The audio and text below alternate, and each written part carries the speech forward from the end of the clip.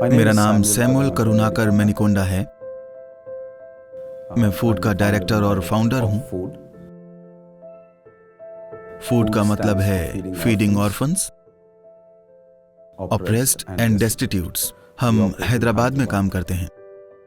Food के पीछे हमारा मिशन था उन लोगों की देखभाल करना जो सड़कों पर भटकते हैं, बेसहारा हैं, सताए हुए हैं और अनाथ लोग जो सड़कों पर रहते हैं। पर हम उनकी सेवा क्यों करना चाहते हैं? क्योंकि हम उनसे कोई सवाल नहीं पूछना चाहते।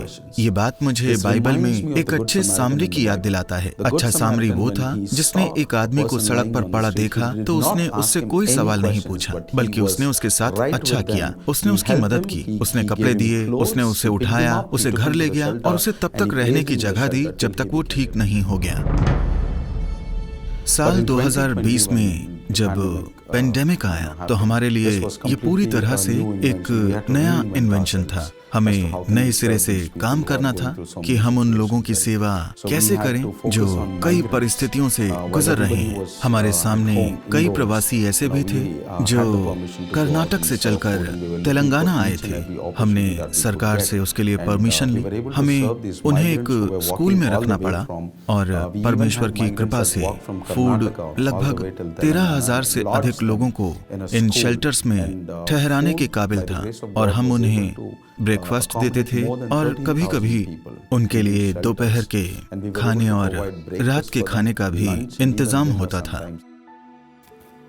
असल में आंखें भर देने वाली बात ये भी थी कि ये लोग न केवल अपने घरों को वापस जाने के लिए जूझ रहे थे, बल्कि इनके सामने कई और चुनौतियां भी थी, जैसे कि डिप्रेशन।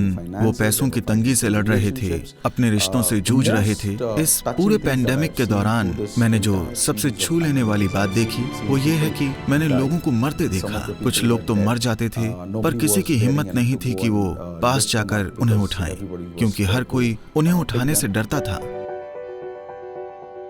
हमने कई डिलीवरीज भी देखी। कुछ महिलाएं ऐसी थीं जिनकी डिलीवरी होनी थी, तो उन माओं ने स्टेडियम में बच्चों को जन्म दिया। हमने लगभग 4 डिलीवरी करवाई, तो हमने उन्हें अस्पताल ले जाने में उनकी मदद की। वहां उन्होंने बच्चों को जन्म दिया और फिर हम उन्हें वापस शेल्टर में ले आए और उन्हें कपड़े दिए। इसमें परमेश्वर का साथ सबसे बड़ा था। हमारे कई दोस्त और कुछ लोग आगे आए।